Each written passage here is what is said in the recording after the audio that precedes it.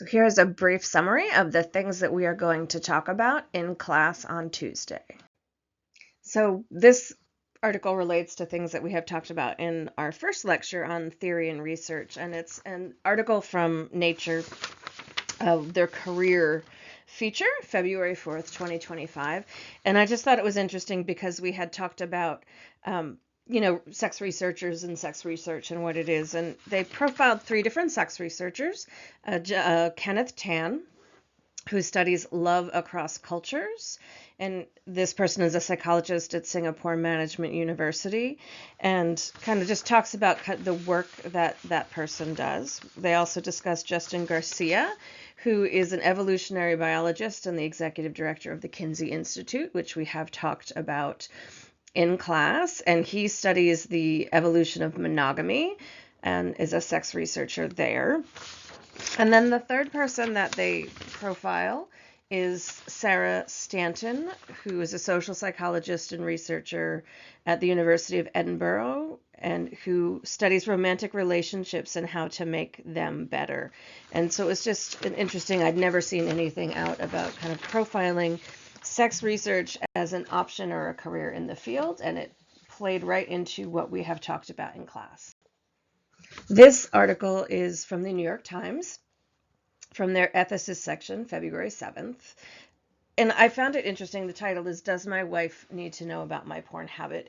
And it's kind of like a Dear Abby, but from an ethics perspective, not like a relationship part or anything like that. And I thought this was interesting because this is something that we come across very often in our work. We work with problematic sexual behavior, and this question of, does my wife, my partner, my husband, whomever the relationship partner is, need to know about what's going on with my pornography habit. And so it's just interesting to see this come up with an ethics question. And in here, it's a gentleman writing into the ethicist saying that he and his wife have been together for almost 10 years. They have a pretty good sex life, but they have a mismatched libido. So there's a difference in how much each person desires to engage in sex. He has struggled with watching pornography on a regular basis, told his wife. She became very upset about that, and he told her that he was, quote unquote, working on it, but he still watches pornography and masturbates almost daily. And so the ethicist kind of says that, discusses the difference between privacy and secrecy, and that'll be an interesting discussion for class, so something to think about. The next article is from the BBC from February 5th, and it's one that fits a pattern of articles that we have been seeing lately about time limits or statutes of limitation for child sexual abuse claims. So currently in the United Kingdom, a civil child sexual abuse claim can be brought against a perpetrator within 3 years of the victim turning 18, unless the victim can prove a fair trial can proceed despite the time lapse. And so the legislation that they're putting forth would like to get rid of that. And so, again, we're looking at trying to alter the amount of follow-up time, how long it takes before a person can bring a civil suit. This next article was published February 2nd by Reuters. I got it via CNN. Super excited to see this because as someone who works with a lot of internet child sex crimes and the people that perpetrate those crimes, when AI first started to come out, we got scared, we got terrified because we knew what was going to happen and how that was going to be used. So the United Kingdom is making it illegal to use artificial intelligence tools that create child sexual abuse images. It will be the first country in the world to introduce new AI sexual abuse offenses. So possessing, taking, making, showing, or distributing explicit images of children is a crime in England and Wales. The new offenses will target the use of AI tools to what they say, quote unquote, nudify real life images of children. So taking real life images of children that are not sexual in nature and then via AI creating child sexual abuse imagery from that. And so that's, for me, a pretty exciting thing because we know that this is happening. As soon as AI came out, we knew that this was going to happen. And we've seen a few bits of legislation or a few bits of arrests in the United States, but it's nice to see the UK take the lead on that. So this article was published on the website The Conversation, which I'm actually starting to love. They've got some really good stuff on there. February 6th. This is also very pertinent to what I've been doing for the last 2 days. I spent Thursday and Friday in a prison doing an evaluation for an individual accused of a sex crime, and choking was part of this. And this was a young person and who had seen choking since he was very young in pornography, kind of thought it was normal, but had no idea how to actually engage in that, what I'll say, quote unquote, safely. So this article in The Conversation is written by two folks who did some research studies looking at choking and the use of choking in Australian young people.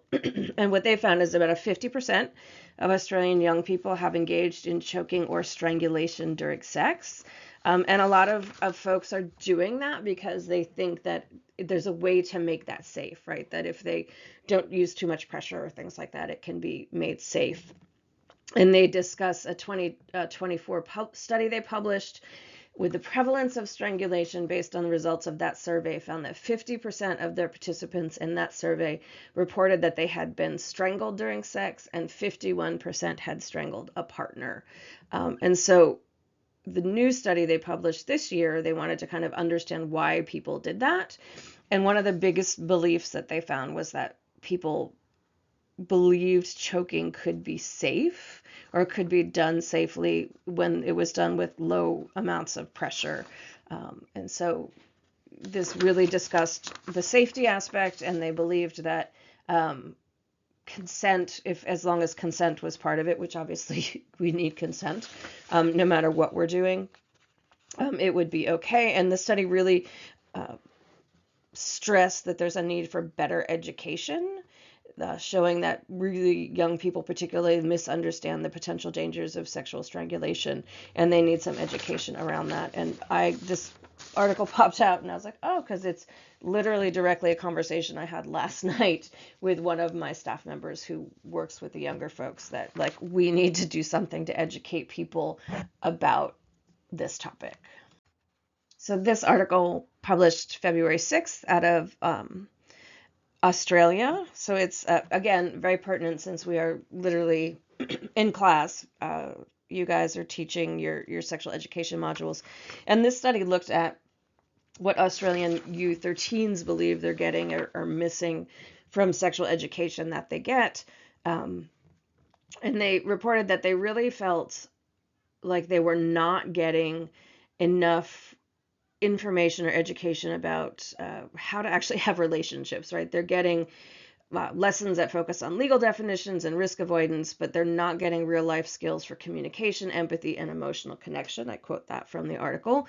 They're talking about consent, which is good, but they're saying it's only one piece of the puzzle, right? That they need guidance about how to communicate desires, how to communicate or set boundaries, and navigate relationships. And they're really just not getting that. And while we obviously need a great amount of education about consent, we also need education about communication, which is missing. And that was literally one of the first modules that went for you guys teaching your class.